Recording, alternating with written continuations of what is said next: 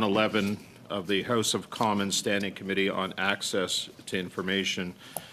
Before we go in camera, I wanted to just bring to the attention of the committee, and Mr. Fisher, to your point the other day about the scheduling, we have right now, as it stands, the social media draft report version 1 later today. We've got the main estimates. We've got the Ethics Commissioner and the Lobby Commissioner on the 16th, and then main estimates on the 18th, which is the Information Commissioner coming in. And then I've left time away later on that afternoon for the second hour in case we need to complete the draft study. Now, just for the purposes of the committee, we have 17 meetings or less left in this session. I've got 2 different studies that need to be done, and this is where I need direction from the committee on, because we've got Villemure 1, as I'll call it, which is the study on information and disinformation, and then Villemure 2, which is the Winnipeg lab study. So I need an order of precedent from the committee to determine where we want to go on those studies, which one we want to do first. It'll help the clerk and it'll help the analysts to provide witnesses for the committee on those studies. So, Mr. Cooper, were you on this? Or just I want to move a motion. Okay, I'll come back to you. We're on this right now. Mr. Villemure, on the calendar, please. Go ahead. Merci, Monsieur le Président. Bien évidemment. Thank you. Both studies are very important to me. Disinformation and misinformation tie in to everything that we see with electoral interference. Now, the study on the Winnipeg lab, I think that it is becoming a priority over the other study, even though they're both very ethical to look at, but I think I would focus on the Winnipeg lab one first. I need to mention as well that May 9th, we have the Privacy Commissioner who will be coming on May 9th. You prefer that we start with the Winnipeg lab study, correct? Oui, Monsieur le Président. Any other discussion on that? And again, from a scheduling standpoint, we want to make sure that the analysts and the clerk are in a position to succeed. I think I saw Mr. Fisher's hand up. Go ahead, Mr. Fisher. Thank you very much, Mr. Chair. And our preference would be to study the misinformation ASAP if possible. Okay. So we have converging views here on where we need to go. Any other discussion on this from any other party? Okay. Mr. Chair? Yeah. I was just going to express that, the misinformation study that I think, at least on this side, we were all eager to get to. Perhaps there's a way to, if we, instead of choosing one or the other, mixing the two up and doing one meeting of one and one meeting of the other, or something like that, so we can actually cover both. Okay. Monsieur Villemure, encore, s'il vous plaît? Oui, ben, To respond to my colleague, we've done this a couple times, and both studies are very important to me. But I find that it was more difficult for us to go from one to the other, and it's more difficult for the analysts as well. So that's why it's a very difficult choice, but I would maintain my choice to examine the Winnipeg lab first. I appreciate your suggestion, and you weren't here at the time, but these topics can be heavy, and I find it very difficult to move from one to the other week in, week out. Thank you, Mr. Villemure. The committee as well. Not only do we have the draft report on that we're dealing with today, but we'll also be dealing with the information tool report as well. So that might leave us a little less time going forward as well. So my preference, frankly, is to do one over the other. Whatever that study is can be determined by the committee, and certainly we'll deal with that. I don't expect that we're going to have a draft report on either one of these studies done before the summer. This may take us well into the fall. So go ahead, Mr. Baines, and then Mr. Green on this issue. Thank you. Thank you, Mr. Chair. I just wanted to note that considering that the Winnipeg Labs study is being done already in another committee, it would give us an opportunity as the only committee studying misinformation and disinformation and the very important work that needs to be done there. So my preference is that we do the misinformation, disinformation. Okay, thank you, Mr. Baines. Mr. Green. Thank you. I'm wondering, just in terms, if I recall, the motion that Mr. Villemere put forward was for 3 meetings. Is that correct? That's correct. Yep. Both of them were for 3 meetings, Mr. Green. Both of them were for 3 meetings. And the Winnipeg Lab study at the Canada-China is scheduled for how many meetings? Do you know? Go ahead. 3 meetings? Not this one, but the one at Canada-China. Yeah, I don't. Monsieur Villemure, you're sitting on that committee, correct? I'm subbing on that committee, and this is an open-end motion. Okay, so there's no definitive timeline, no number of days. It sounds like it could go on. Yeah, and they can call witnesses as they wish. Okay. Okay, merci, Monsieur Villemure. This is what I would say from, like, just a strategic point of view. I happen to think that allowing that study to happen would actually give us a lot more context for questioning, for filling in the gaps, for cross-examination. It's a process that's been going on for quite some time. So in terms of the urgency of whether or not it's next week or 3 weeks from now, doesn't seem to be a burning question, which is why I never supported the 106 for that reason. I think it's important. I'm not sure that strategically for us as a committee, we would get as much out of it studying it concurrently with the other committee, when I have found in my position in opposition it quite useful to refer to the Hansards and testimony of ministers and the evidence provided by people from other committees to be able to provide a more adequate cross-examination. If I had the privilege of sitting on both committees, it wouldn't matter to me, but I don't. And so for that reason, I would say that we should probably prioritize the misinformation, disinformation, see what happens on the Canada-China. At least they would have another couple of weeks of testimony provided there, because I'm of the opinion the more that's on the record officially, the better for us. And I'm sure members in opposition could appreciate the ways in which people tend to get their stories tangled up over time. So I would much rather have them do their full testimony there and then have their testimony to reference in our own lines of questioning when it comes to that point. So that would be the only reason why I would support the misinformation, disinformation. First is simply one of kind of strategic and logical sequence. Thank you. Thank you for that, Mr. Green. Monsieur Villemure, encore, s'il vous plaît. Merci, je trouve. Thank you. I find Mr. Green's position very interesting. I'd like to start by saying it's true that the Winnipeg lab matter is important but not urgent. I agree entirely with what my colleague has said, but I would need some clarification. Last time, we talked about the access to information aspect that we are experts in, and not knowing whether or not it would be possible, I had asked that portion be sent from Canada-China to us so that we don't redouble efforts. And as being an expert in the field, I don't know if we could ask them to transfer that part of the motion to us. It would allow us to see if there's any contradictions. But of course, I will go with the will of the committee. But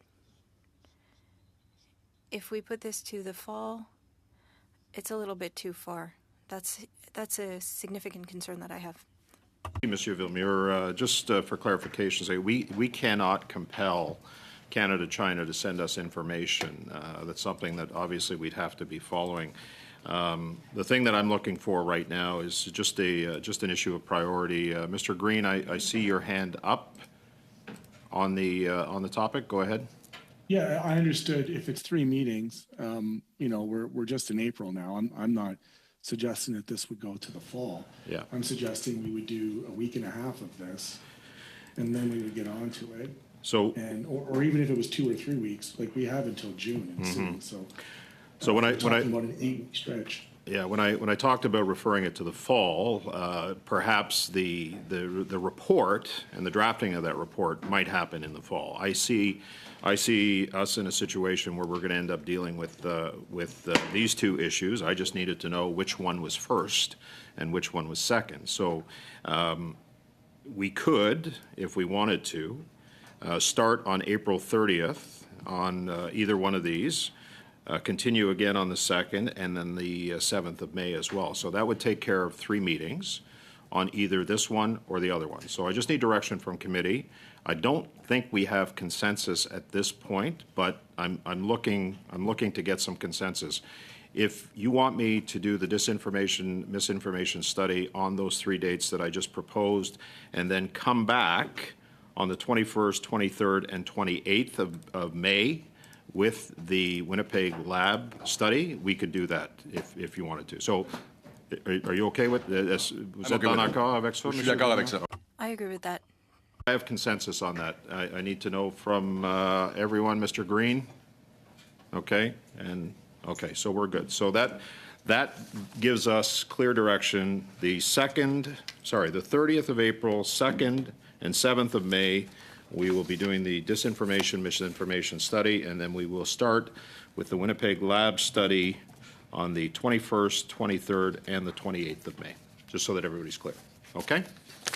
Good. We have consensus. Thank you for that. Mr. Cooper, I saw that you had something that you wanted to discuss with the committee. Thank you very much, Mr. Chair. I will be moving a motion in light of the shocking report in the Globe and Mail of the criminal leak of classified information by a top Liberal connected to the Prime Minister that resulted in the member for Don Valley North being tipped off that he was being monitored by CSIS. So I will now read the motion, and I have some comments to make with regards to the motion. So the motion that I move is as follows. Point of order, Mr. Chair? Go ahead, Ms. Romano. My apologies. I'm subbing in. Is it possible to receive a copy in both official languages so I could follow along? Right. Thank you.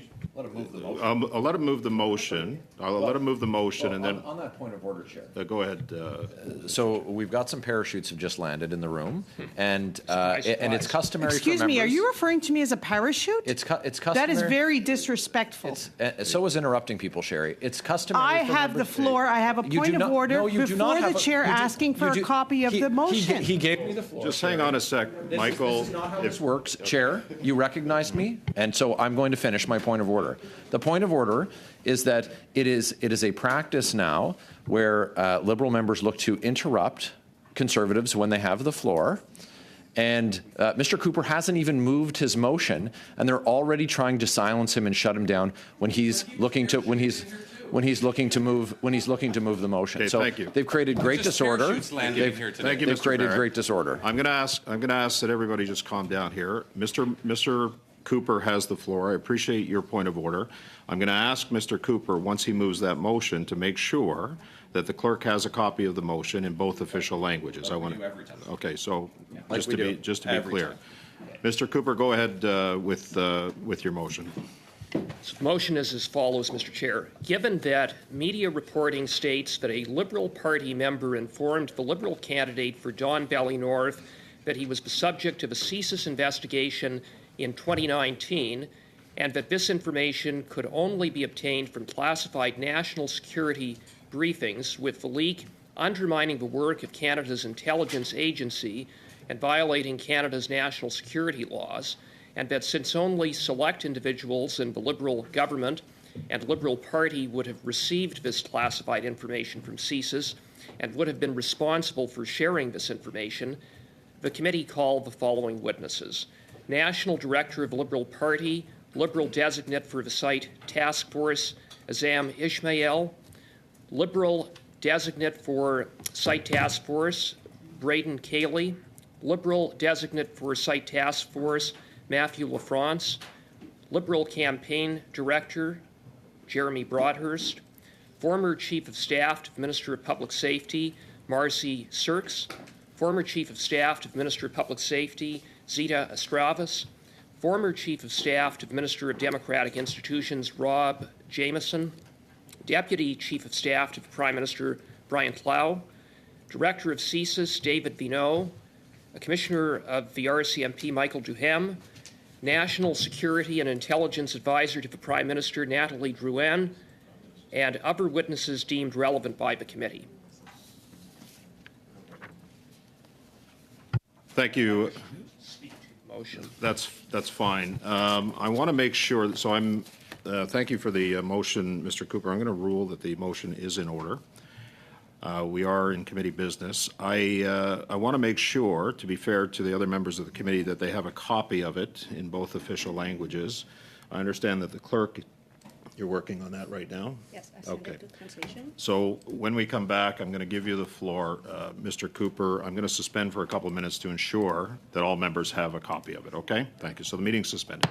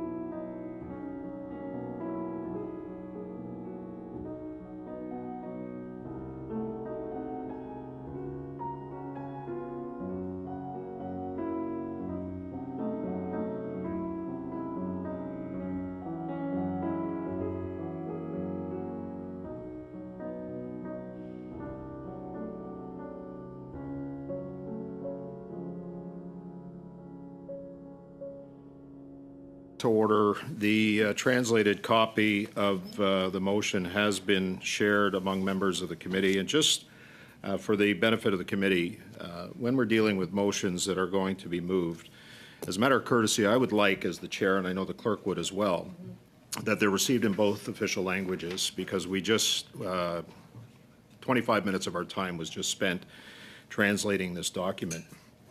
So before we begin the discussion, I want to make sure that everybody is aware that any discussions are going to go through the chair. No cross-floor discussions at all. And we're going to deal with the discussion on the motion at hand. So any disruptions with respect to a point of order, just because you don't like what somebody is saying, will not be tolerated by the chair. And so I am asking, if you're going to initiate a point of order, state succinctly with respect to the standing orders what point of order you're raising. And I'm going to ask, I'm not going to let this meeting descend into chaos.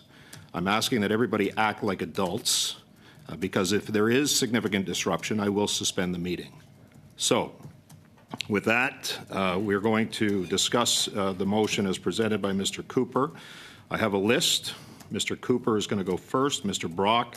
I saw Mr. Fisher's hand, and I saw Mr. Baines's hand as well. That will be the order in which we have a discussion.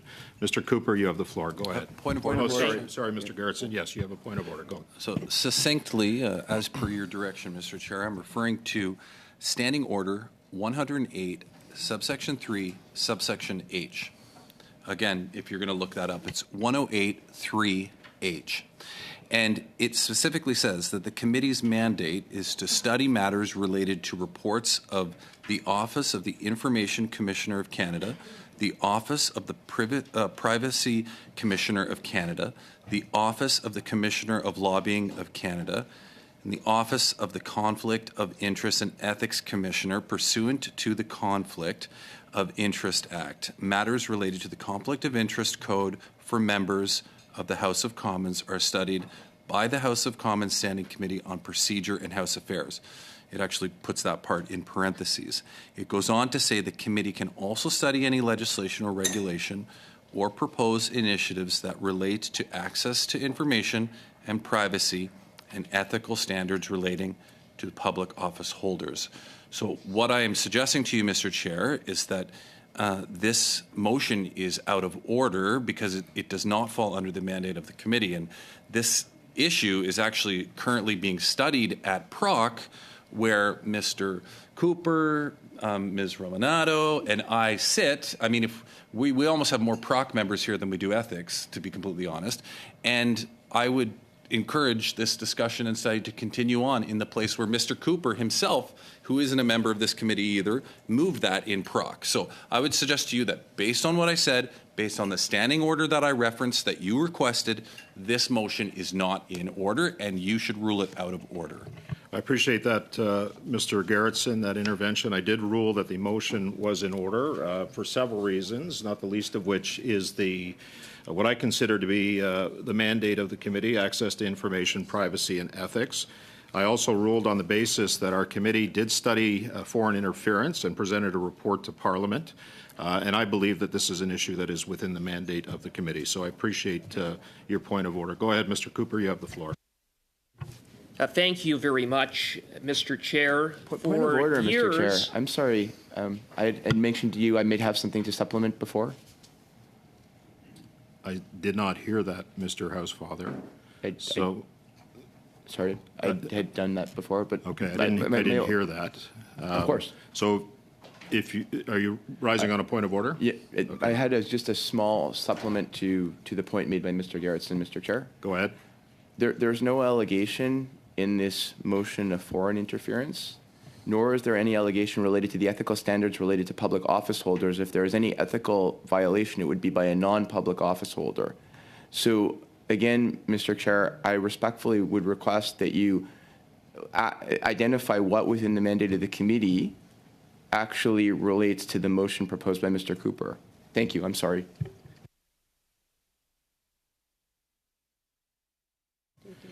Yep. So I appreciate, again, that. I think I've stated within the mandate of the committee and the history of the committee my ruling on that. I have ruled on it, Mr. Housefather. If you have a issue with that, I certainly invite you to challenge the ruling. But in the absence of that, I'm going to go to Mr. Cooper. He has the floor. Go ahead, Mr. Cooper. Thank you very much, Mr. Chair.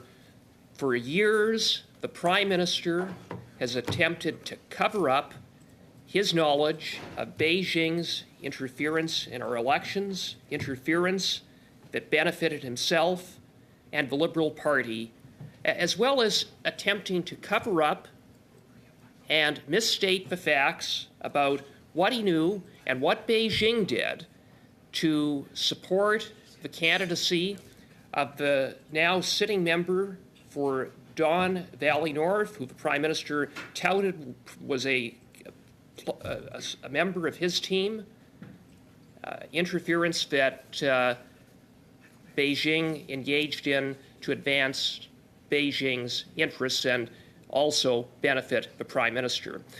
It was confirmed, Mr. Chair, at the public inquiry last week that CSIS had briefed senior Liberal officials that Beijing did in fact interfere in the Liberal nomination in Don Valley North in 2019 to benefit the now member for Don Valley North.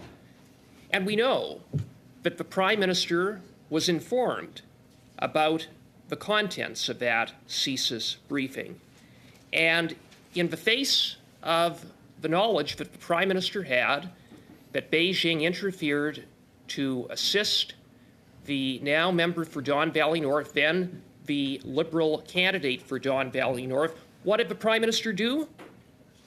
He effectively gave the green light to Beijing's interference. He didn't rescind the nomination. There's nothing to indicate that he made any further inquiries. Instead, he merely shrugged his shoulders, signed off on that compromised candidate, and then attempted to cover it up. And when allegations and intelligence came to light about the activities of Beijing in support of the member for Don Valley North, the Prime Minister called people names. He attempted to misdirect and mislead, and now, of course, we know what it was reported on a year ago, that in fact Beijing did interfere in that nomination for the benefit of the member for Don Valley North. And yesterday, the Globe and Mail reported that the classified information that was provided at that CSIS briefing was illegally leaked. And that resulted in the member for Don Valley North being tipped off that he was being monitored by CSIS. We know that only a handful of top Liberals were at that CSIS briefing. These are amongst the highest ranking officials within the Liberal Party, all of whom are closely connected and associated with the Prime Minister. There were three people, three top Liberals at that CSIS briefing. They were the National Director of the Liberal Party, Azam Ismail, Braden Cayley, and Matthew LaFrance. According to the testimony of one of the Prime Minister's top advisors, Jeremy Broadhurst, when he appeared before the Procedure and House Affairs Committee on April 25th of 2023, Ishmael informed him about the CSIS briefing.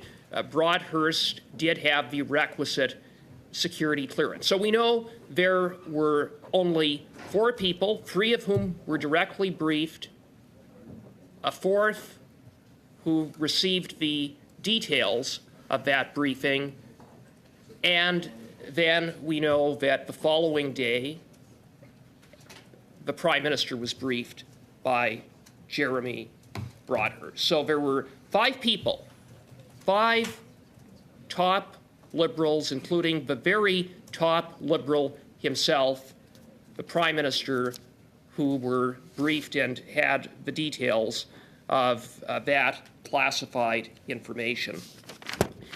And it is important to emphasize the seriousness of what happened based upon the report in the Globe and Mail. Someone connected to the Prime Minister leaked classified information that consequently disrupted an ongoing CSIS intelligence operation. Someone connected to the Prime Minister, a top Liberal official, compromised the work of CSIS and put the partisan interests of the Liberal Party ahead of Canada's national security. Unbelievable. And in so doing, they committed a serious criminal offense. They contravened Section 4 of the Security of Information Act, an offense that is punishable as an indictable offense with a term of imprisonment of up to 14 years. It is about as serious as it gets. Someone, one of those 4 people, the Prime Minister himself, or a select number of chiefs of staff in this Liberal government who would have also had at the time the requisite security clearances, leaked classified information that then undermined and thwarted a CSIS intelligence operation to advance the partisan interests of the Liberal Party and that benefited a hostile foreign state, the Beijing-based communist regime. And so there are questions arising from this that Canadians deserve answers, and that we as parliamentarians have a responsibility on behalf of Canadians to get those answers. As I see it, there are at least 4 questions in the face of this shocking report that need to be answered, and that is, which top Liberal official illegally leaked the classified information? Who's the top Liberal who broke the law? What's the name of that person? Who's the criminal that is associated with the Prime Minister who compromised Canada's national security? Secondly, who tipped off the then Liberal candidate, now member for Don Valley North, that he was a target, or at least being monitored by CSIS? Thirdly, when did the Prime Minister first learn of this criminal leak? And fourth, did the Prime Minister, once he knew, and he did know, he had to have known, did he refer this criminal leak, this major national security breach by one of his top Liberal officials, to the RCMP? This incident, this scandal, this latest piece in a massive scandal involving Beijing's interference and the Prime Minister turning a blind eye, in some ways giving a green light to it when it benefited him, highlights the absolute rot and corruption of this Prime Minister and those around him. This is a serious matter. It's scandalous. and it is further evidence that for this Prime Minister and those around him, it's all about advancing the Prime Minister's selfish personal interests and the partisan political interests of the Liberal Party, which he leads. National security be damned. It's imperative that this committee, which is the Ethics Committee, which is the committee responsible for access to information, and here we have classified information and a massive illegal flow of classified information, that this committee get to work and commence hearings and bring in as a starting point, as a prioritize, I would submit, the four people that we know received that classified information. One of those four, the Prime Minister or a senior select number of chiefs of staff in the Prime Minister's government, broke the law, and we need to find out who that person was. And we also need to hold this Prime Minister accountable, because whoever broke the law is one of his top officials. The Prime Minister knew about it. He was briefed about it. We know he turned a blind eye to the evidence of Beijing's interference. And if he did not report this criminal incident to the RCMP, then he effectively was complicit and worked to cover it up. Thank you, Mr. Chair. Thank you, Mr. Cooper. Mr. Brock, you have the floor on the motion, please, followed by Mr. Fisher and Mr. Baines. Go ahead. Thank you, Chair. And I thank my colleague, Mr. Cooper, for his excellent analysis and putting into context the seriousness and the importance of this motion, and quite clearly why it should be studied not only in other committees, but particularly here in ethics. This government I have known all along, as do Canadians, literally for the last 8 years. This is the most ethically challenged, corrupt government this country has ever seen. Yeah. And I think what it does, this public inquiry and the evidence that we have heard through this public inquiry and the reports from a number of media giants, really underscores and makes it abundantly clear to me as an opposition parliamentarian, but I'm sure to my entire colleagues on the bench, as well as across Canada, the rationale as to why the Prime Minister, his government, and his backbench fought so hard to avoid this public scrutiny.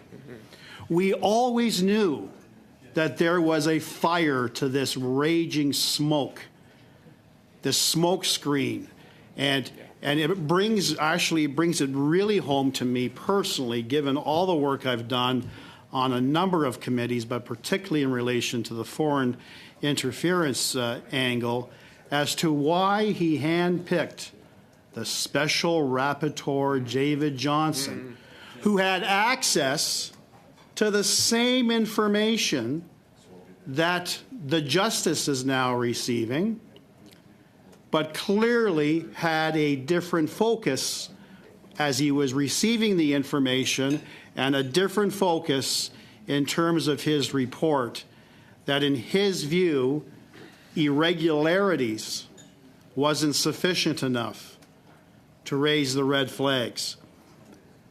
No mention at all about the leaks. He had access to that information. Canadians were denied the right to know that information. So it brings it all home to me as to why they did everything that they could to avoid public scrutiny. I've had the ability to really assess the cross-examination of our Prime Minister yesterday and contrast that and compare that to his cross-examination, if you call it, when he testified at the Emergencies Act inquiry by Justice Rouleau. It was not a good day for the Prime Minister. No. There were so many significant differences in the evidence that he gave as contrasted to his Chief of Staff, Katie, Telford when she testified over a year ago. Yeah, she lied. Well, some could say she lied, and that's certainly an approach you can take. But the most glaring example was that she was adamant a year ago that Prime Minister Justin Trudeau reads ferocious amounts of material, voluminous amounts of material. Everything that is put in front of him, he reads, and he follows up, and he takes his job as Prime Minister serious. He takes the job of Canada's national security serious. What an absolute joke that is when you hear from the Prime Minister himself yesterday that he's too busy. He's too busy to read confidential briefs from CSIS that highlight incidents that could compromise our national security, that could compromise the fairness of elections, that can compromise the integrity of nominations. He's too busy to read that himself. He wants his yes men and his yes women to do a summary for him. That is a very damning, conflicting piece of evidence, Mr. Chair.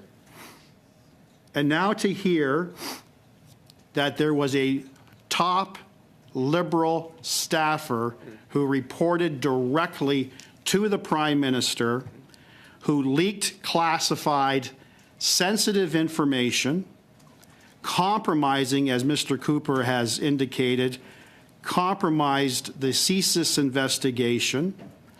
There is clearly an offense for that type of activity.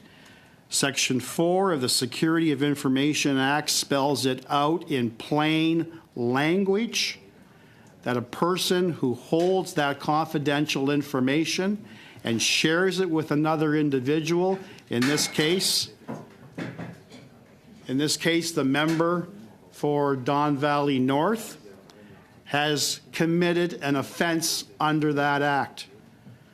Section 27 outlines the punishment for that act. What my colleague Mr. Cooper talked about was the indictable phase of the prosecution of that offense. It's actually a hybrid offense. You can proceed by indictment or summary conviction, but given that the limitation period for prosecuting by summary conviction has long passed, it has to be indictable. This person has a high probability not only of being convicted, but a high probability of spending the next decade in federal prison. That's how serious this matter is. I thought, in the last 6 months to 12 months, Mr. Chair, involving in all the scandals and all the rotten corruption from this Liberal government, at one point I was sitting on 4 or 5 committees at the same time, just keeping track of all the scandals. And I just remarked to myself, just imagine all of the referrals that the RCMP are now getting, just from the actions of this Prime Minister and his government and the federal public service. I just spoke to my friend, Mr. Cooper, and I said I often wake up at night just thinking about all of the scandals, all of the potential investigations. We finally had an opportunity not too long ago, Mr. Chair, to question the commissioner of the RCMP regarding the SNC Lavalin scandal. And the only thing that I could conclude from that, notwithstanding their strong proclamations that nobody is above the law, including the Prime Minister, the evidence was there. The evidence was very, very clear based on the information that they had available to him by the Ethics Commissioner that Justin Trudeau did commit the offense of obstruction of justice by attempting to interfere in the decision-making of his then Attorney General. So the only thing that I could conclude, as well as many Canadians reviewing that exchange, is that there was indeed a two-tier level of justice.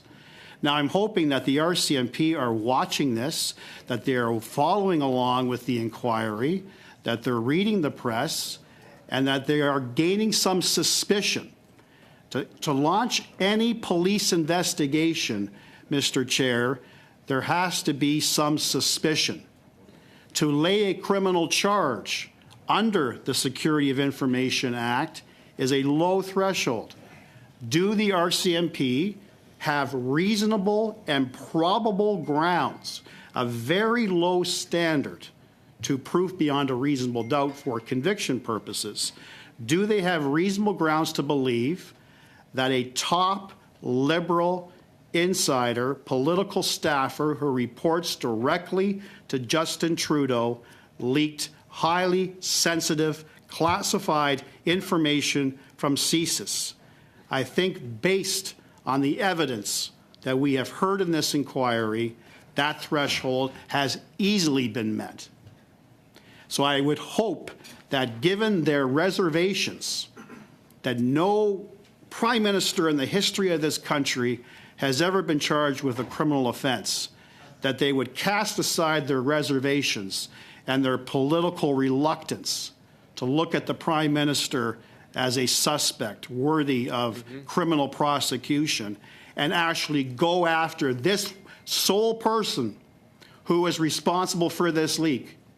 My colleague, Mr. Cooper, stood up yesterday in the House during QP and quite pointedly asked the question that Canadians deserve to know, that all parliamentarians deserve to know. Who was that person? The Parle secretary stood up and completely ignored that question and talked about, as many Liberal members have talked about, that we respect the inquiry, that we welcome the inquiry. Again, completely not being truthful and honest with Canadians. They knew there was something to hide. They knew there was a smoking gun, and here it is. This is worthy of a full-blown investigation, Mr. Chair, and that is why I very proudly support this motion. But before I give up the floor, I am asking for a brief amendment to the motion. There is a reference to a Matthew Lafrance in the motion. Where his name is referenced, the amendment should read, quote, senior Liberal staffer who received CSIS briefing, comma, Matthew Lafrance, end of parentheses. And thank you, Mr. Chair. Thank you, Mr. Brock, and thank you for that correction. I'm going to accept that as an amendment. I don't anticipate that we're going to have any discussion on the amendment because it on the amendment, Mr. Gerritsen, because First, I'd like to understand exactly where it is. I'm looking at the motion. I don't see. And how is it being amended? just Replace how it's stated to senior Liberal staffer who received CSIS briefing, comma, Matthew Lafrance. He was not part of the site task force. That's why I'm seeking the amendment. Okay, so it's an amendment for clarification of his role, correct, Mr. That's Brock? correct. Okay, thank you. Does that satisfy, Mr. Gerritsen, your? I just wanted to know where it was. Okay, so I don't see any discussion on the amendment. I'm gonna accept the amendment as a clarification without any further discussion. Agreed. Is it agreed? Okay, thank you. So I've been informed, and I'm asking all members this courtesy. Please put your phone on silence, no vibrating or tones, because it's affecting our interpreters. Okay, they've been going off quite regularly. So, all right, we're going to continue with the discussion on the motion as amended, and we've agreed to the amendment. I've got Mr. Fisher, Mr. Baines, and then Mr. Gerritsen after that. Mr. Fisher, you have the floor on the amendment, or sorry, on the motion as amended. Go ahead, please. Thank you very much, Mr. Chair, and I certainly hope you can hear me. I've been having some internet issues, but one of the things I put my name on the list, put my hand up so that I could talk about the appropriateness of this motion for this committee. And I believe that Mr. Garrettson spoke to that. And I believe, Mr. Chair, when I was down, when the internet was off, I believe you ruled on that it was the appropriate place to have it. I still question that as to why that is. I do find it funny that Mr. Cooper is here today, parachuted in from PROC, of which he is vice chair, and it's sitting right this minute. So I do find that a little bit of a surprise. I'm interested in getting back to the thing that we had on the agenda set today for the consideration of the draft report. I see now that we've got 44 minutes left before our time is up, of which we were going to have an hour and 45 minutes to talk about the consideration of the draft report. I would suggest, since there are other people on the list, I'll certainly listen to the other people that have their hands up, but I would like to see if there's a possibility today to get to that draft report. Thank you, Mr. Chair. Okay, thank you, Mr. Fisher. Mr. Baines, you're next. Go ahead, please. Thank you, Mr. Chair. There's a lot to unpack here, and I'm actually concerned about the hypocrisy of the Conservative Party here. I'm going to talk about a few things, and I'll start off with the fact that this motion is a little bit confusing, considering we have a public inquiry that is currently taking place, and this is an unconfirmed media report. So I know the motion says, given that media reporting states, we have a public inquiry that I'm not sure that this was a discovery that was made there, or if this was a revelation of a media report, and we've seen allegations in media take place previously. You know, and I know the member, Mr. Cooper, indicated there's a lot of questions. There are a lot of questions. The broad topic of foreign interference in the national security and the integrity of our systems is extremely important. But I'm curious as to why the Conservative Party is quiet and has been quiet. We had a Canadian murdered on Canadian soil. We had an emergency debate on it. Zero interest. Nobody showed up on the other side of the House. We have a motion put forward by the member of Surrey Newton, and a very important motion of the intimidation and the threats of foreign actors on Canadian soil that's coming up. And I hope that these members will second that motion and join that important discussion and debate that will take place around that. The hypocrisy I want to speak to is the fact that we've had reports post-2021.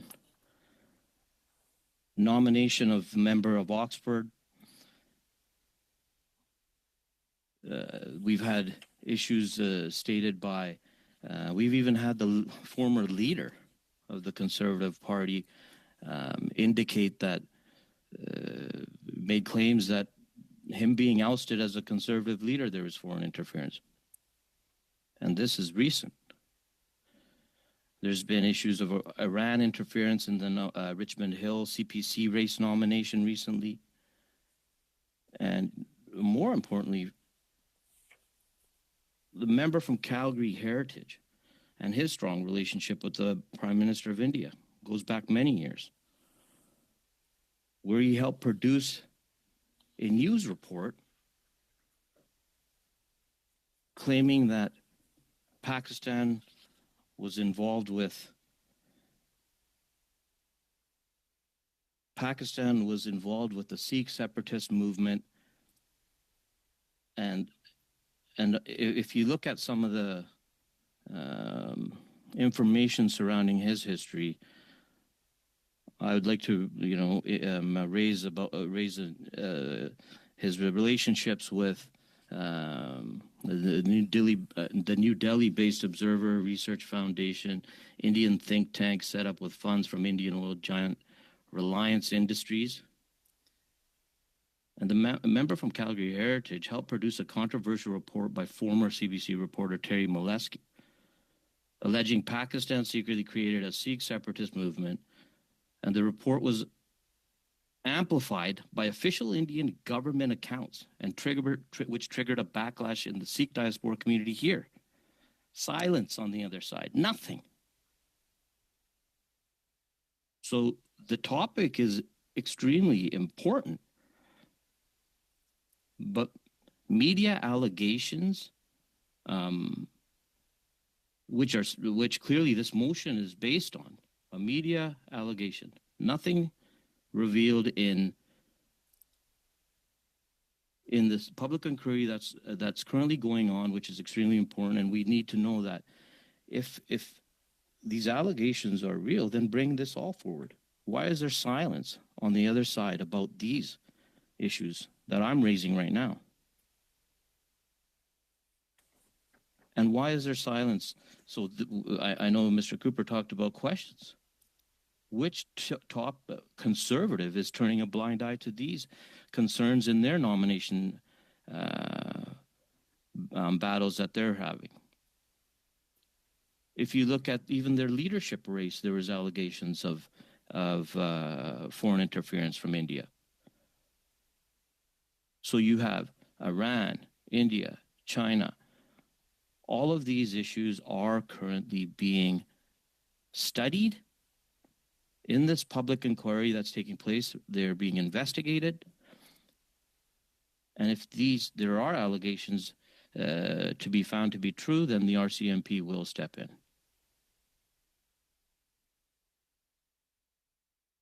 Why is the Conservative leader himself not obtaining security clearance? The hypocrisy is unbelievable. So I think all I see really here is a lot of bluster and an opportunity for grandstanding and getting the clips that they need, when we have a very important public inquiry taking place in front of everybody, all of Canada. They can tune in, discoveries are made, people are testifying, witnesses are being called, all of the important people listed here will be called in to present the information they have. So I just don't understand why this is being now introduced here when we have a fulsome public inquiry that's taking place. And if I have any, if there are any questions, there actually should be directed towards the Conservative Party and the hypocrisy that they're showing right now, the silence on the meddling taking place from other nations, and their sole focus on just one.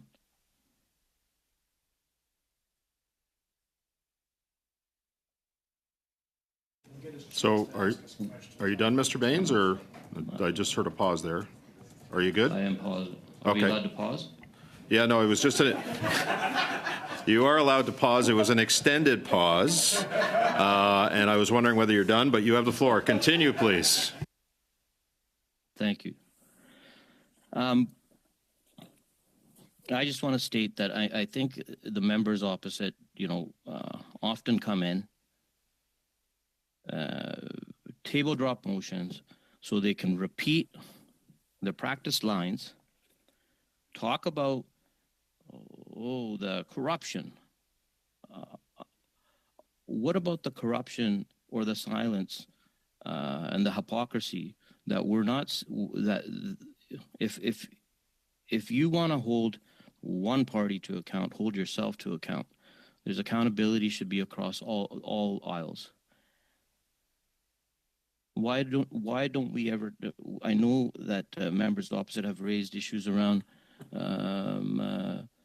allegations around police stations, but they never raised the point that it was the previous government, Mr. Harper, who set that poor precedent, allowed Chinese police officers to come here, intimidate, and try to repatriate citizens that they alleged were criminals. They set that poor practice. And we're cleaning up that mess now. So the hypocrisy, I just want to reiterate, the key word today should be hypocrisy from the Conservative Party. That they talk about corruption. It goes both ways. The hypocrisy that they're showing, the silence that they're showing in all of these nomination races that are taking place within their leadership, silence, nothing, they're not coming out forward and even calling any of this to account. Their former leader, who recently claimed that he was ousted and claimed that it was due to foreign interference that he was pushed out of the Conservative Party. So I'll end my comments there, and just to reiterate that the first 4 words in this motion are ultimately state that this is a given that media reporting states. We have a public inquiry where Justice Hogue is taking this matter in front of all Canadians, and that the public inquiry should continue. And if there are any revelations there that are discovered, and the appropriate public safety agencies step in to investigate the matter further. So I'll end with my comments there. Okay, thank you, Mr. Baines. I have Mr. Garrettson, Mr. Housefather, Ms. Romanato, and Mr. Barrett. Go ahead, Mr. Garrettson. Mr. Baines said it so well. I don't think I need to add anything. Thank you. And with the extended pause, it really added a lot more drama, so thank you. Mr. Housefather, are you in agreement with Mr. Baines? I'm totally in agreement. No problem. I cede the floor. Ms. Romanato, are you in agreement with Mr. Baines and what he had to say? Well, I will just say I'll remove myself from the list. Thank you. Mr. Barrett, go ahead, please. Thanks very much, Chair. I'm going to say that I don't agree with Mr. Baines, but I'm glad we were able to hear comments from members. I'd like to propose an amendment, and the amendment would read as follows. And Chair, before I read the proposed amendment, once it's moved and the clerk has the opportunity to capture it, then perhaps I'll leave it to you to consider if a suspension is in order for it to be then translated and circulated to members. So I'm gonna go ahead with the amendment, if that's okay. Go ahead, Mr. Barrett, with the amendment. So where in the motion where it says sharing this information, the committee,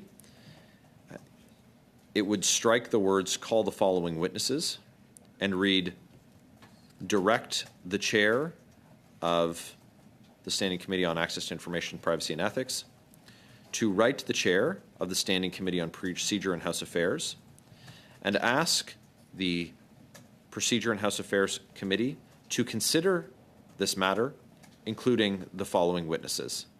And that's the end of the amendment, and the list of witnesses with Mr. Brock's amendment having been accepted would be included. Okay, thank you, Mr. Barrett. I understand, Mr. Green, I see your hand up on the amendment. I understand that the parties have been working on this. So I'm going to allow the clerk to do what she needs to do. But on the amendment, I think it's very clear and very simple. I'm going to go to Mr. Green on the amendment, and then if there is a need to suspend so that we can circulate the amendment, we'll do that. But on the amendment, Mr. Green, go ahead. Thank you very much, Mr. Chair. And not to shock the Hansard, but I will go on the record and say that this is a very practical and I think appropriate move by my friends on the Conservative side. I certainly support it.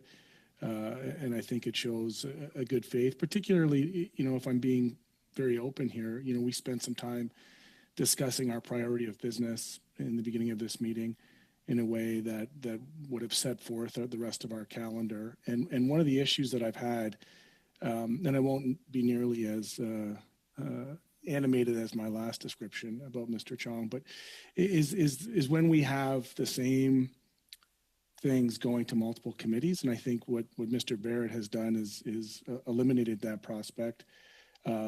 Certainly if there are concerns and they've outlined them in a very long and detailed way, they should be studied. And I think PROC is the appropriate place for it to be studied. And I look forward to that. And should there be any unresolved issues that would have more of an alignment with our mandate here at ethics, then at that time I'd be willing to entertain a revisiting of that. But in the meantime, I think it's important that this committee stay the course with the work that we're set out to do for the remaining of the session, and not necessarily have every other week this new thing coming from our Conservative friends that wants to take precedent over everything else that we do at committee. So I appreciate that we're going to get a chance to hopefully explore some of the work put forward, the valuable work put forward by my friend from the block, Mr. Villamere. And I just want to say that I appreciate Mr. Barrett's intervention and amendment, and hopefully we can find, good consensus around the table to have this referred to PROC. Thank you. Okay, thank you, Mr. Green. Clerk And is... feel free, Michael, if you want to clip that and go ahead and put it in your fundraisers, you can do that. Breaking news. Okay, Mr. Green, I appreciate that. We are going to suspend, just to give the clerk enough time to work on the amendment proposed by Mr. Barrett. We're suspended for a few minutes. Thank you.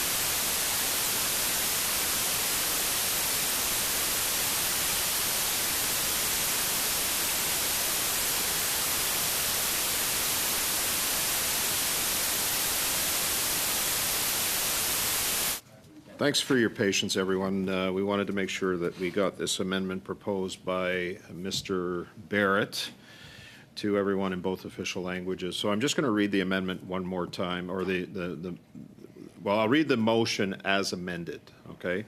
Given that media reporting states that a Liberal Party member informed the Liberal candidate for Don Valley North that he was the subject of a CSIS investigation in 2019, and that this information could only be obtained from classified national security briefings, with the leak undermining the work of Canada's intelligence agency and violating of, it should be violation of Canada's national security laws, and that since only select individuals in the Liberal government and the Liberal Party would have received this classified information from CSIS and would have been responsible for sharing this information, that the chair of the committee,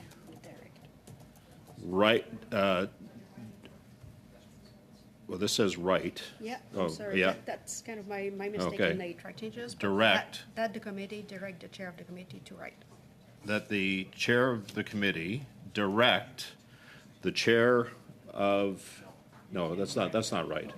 Yeah, no. No. That, I'm reading it off a screen and I'm reading it off paper here, so go ahead, Mr. Barrett, just to clarify this. It should read that the chair of the committee be directed Right. to the chair of Yeah. the Procedure and House Affairs Right. Committee and ask the Procedure and House Affairs Committee to consider Consider the matter above, including including the witnesses below. Okay. And So let me just finish this, okay? So that the committee be directed, right, to write the chair.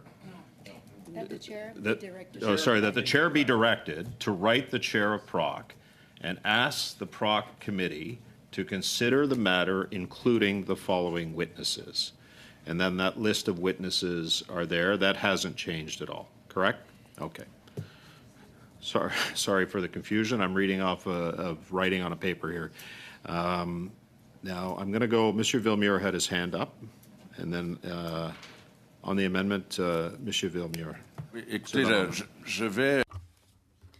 I don't know if it's a sub-amendment or just some clarification on the French. The English version doesn't seem to have any issues in it. However, when we write to the chair of PROC, we could suggest that he look at the matter, but we cannot direct them to do it. We can suggest the witness list, but we can't tell them what to do. That's what's a little bit lost in translation here. How can we change that? That the chair of the committee write to the chair of the PROC committee and suggest that he examine the matter above, including, for example, the witnesses below. Mon préférable, c'est pas de témoin. Oui, et c'est ça que... The committee cannot or can request, as you said, cannot direct. The English version is fine, I believe. But how can we correct the French version? I'm not certain. Well, the first is that, well, the chair of ETHI write to the chair of PROC and suggest that he examine this matter. I think that would be enough. And then if we suggest that the chair of PROC examines these witnesses, if we give an entire list of witnesses, it's as if we are directing the list of witnesses. So we could say, including, for example, the following witnesses. Thank you, Mr. Villemur, for those comments. We can suggest, as you said, we can't give any directives. Go ahead. Yeah, I see it. If there is expressed understanding now to you, Chair, that that's the intent, then there can. I don't think that a sub-amendment is necessary because Mr. Villemur's clarification or precision is exactly the intent of the amendment. Okay. So it is not a direction. It's for the consideration. Consider the preamble. Consider this list. Yeah. And that's because that's not only just the extent of the powers of the committee, but that's also that's the spirit of the amendment. Okay. So as chair, I'm very clear as to what the intent of the committee is with this motion.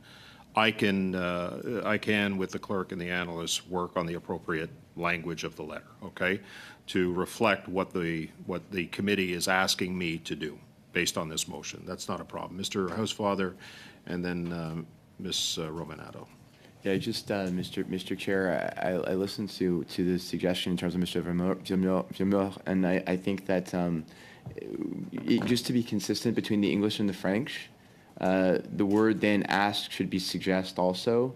So it would be suggérer in French and suggest, so, and write to the chair of the PROC committee and suggest the PROC committee consider the matter above. So it's an identical, because ask isn't suggérer either, so maybe you just make them both the same. Yep. That I will leave it to the analysts and the clerk to suggest to me what should be used, and we will use it appropriate. Go ahead, Ms. Romanato.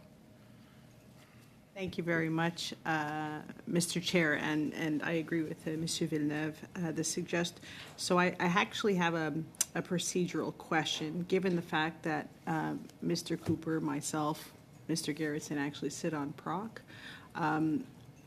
If you were to write a letter to the chair of PROC asking them to consider this, would it not also be appropriate then for Mr. Cooper to bring forward a motion of study at PROC that would then support the letter? So I don't know if it's necessary to include all the names, because I'm assuming he will bring forward maybe with even more information that he would like to include, or maybe we will have witnesses as well. So I'm just asking, maybe we should just have the letter that would support, right, asking PROC to continue their study on foreign interference.